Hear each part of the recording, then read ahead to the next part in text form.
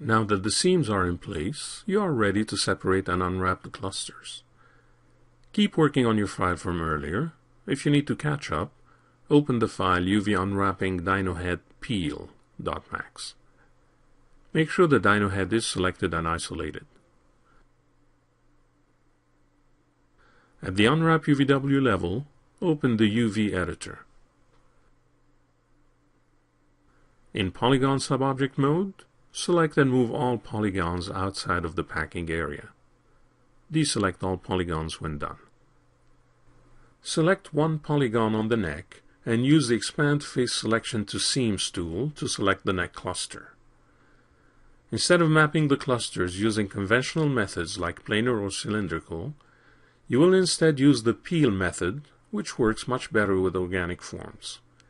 Keep in mind that different artists use peel in different ways. The method you learn here is one of many.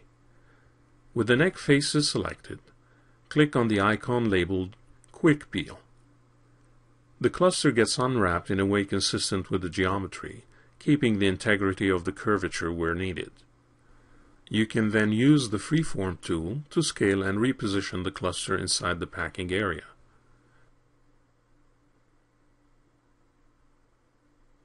You can also see how the checkered pattern is consistent and undistorted in the viewport.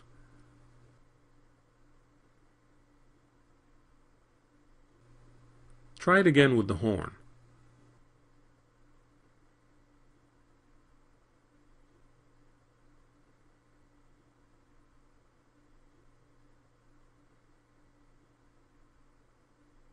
Try to scale it by keeping the checkered pattern scale consistent between clusters.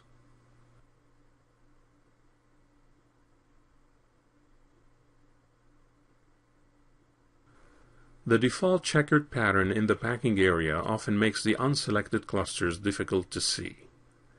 You can instead use the material you created for the occasion.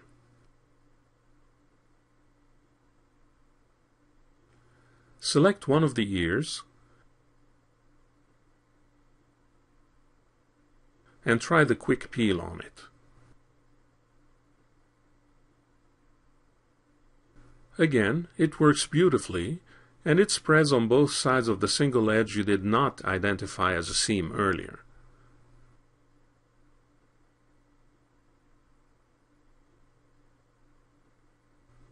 Do the same with the other ear.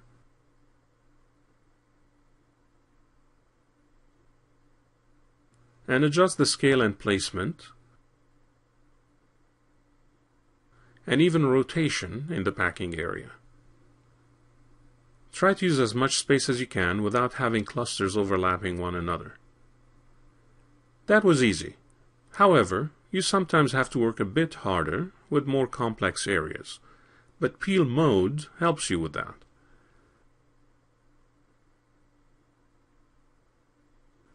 Select the lower jaw and apply quick peel on it. Again, it seems to be working just fine. A closer inspection at the front of the jaw shows some obvious distortion of the checker pattern. The texture is trying to squeeze itself in a tight area. It's like force spreading a piece of fabric beyond its intended elasticity. So you're going to need to help it a bit by adding another partial seam. Switch to Edge mode and select 2 or 3 edges along the center line of the lower lip.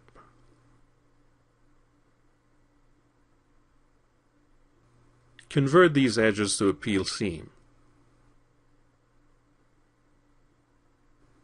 Switch back to polygon mode. When you use peel unwrapping tools, it's always best to work them at a polygon level. Click the Reset Peel button. The cluster gets reoriented. That's okay. You'll fix that in a moment. More importantly, the front of the cluster is now a bit different, with the addition of a seam splitting the lip. This ensures the texture stretches less than it did before, although it still requires a bit of adjustment. Click the Peel Mode button to enable this mode. Move the cluster out of the packing area temporarily. Notice that its vertices turn blue. When you are in peel mode and you move a vertex, it automatically gets pinned to its new location. This is courtesy of the Auto Pin mode. But what exactly does it do? To understand it better, switch to Vertex mode and switch to the Move tool instead of the Freeform tool. Actually, you can use either one, but the Move tool makes it easier to visualize. With all vertices selected, click the Unpin Selected icon. Now all vertices are free agents again. Click anywhere in the UV editor to deselect all vertices. Now, try to move 3 or 4 at different extremities. See how the whole cluster reacts to that as each moved vertex gets pinned in place. This is quite a powerful tool that enables you to reshape a cluster in order to minimize distortion in some areas. You can also use it to define a loop as an axis of symmetry. For example, select 2 adjacent vertices on the center line and use the Loop tool to select the whole string of center vertices. Pin those vertices and then align them horizontally. Now, select all other vertices and unpin them.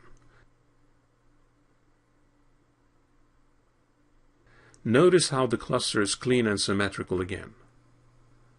You can still fine-tune the lip area to minimize distortion.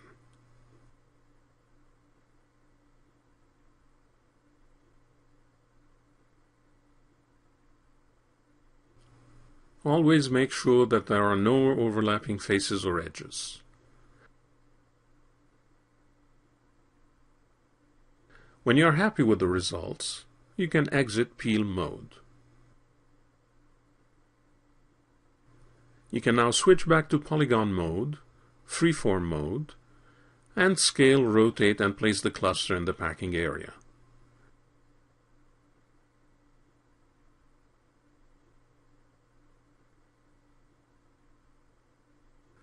You can also unpin the vertices if their blue display bothers you. This leaves you with the cranium part. In Polygon mode, select that remaining piece and apply a quick peel to it. As with the jaw, there's a bit of unwanted stretching happening at the front.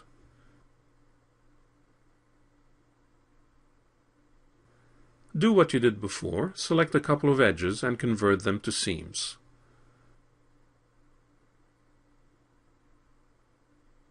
Switch back to Poly mode and reset the peel. Go into Peel mode. It resets the cluster slightly. Move the cluster aside. Its vertices get pinned automatically. You can certainly use the same method as before, pinning a center line and reshaping the cluster at a Peel mode level. You can also try and relax the solution. Exit Peel mode and switch to Vertex Subobject mode and to Move mode. If you want, you can select and unpin all vertices. With the vertices selected, go to Tools, Relax. There are multiple methods to choose from, but artists seem to agree that relaxing by face angles seems to work best. Use this method and click on Start Relax. Vertices start spreading and adjusting. When you feel activity has subsided, click on Stop Relax. Verify the results in the viewport.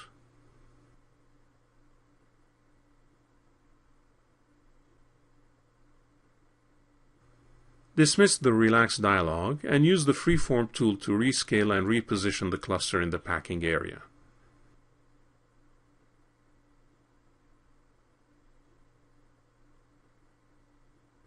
Make last-minute adjustments to the positioning of the clusters. To make them easier to select, use the Select by Element option.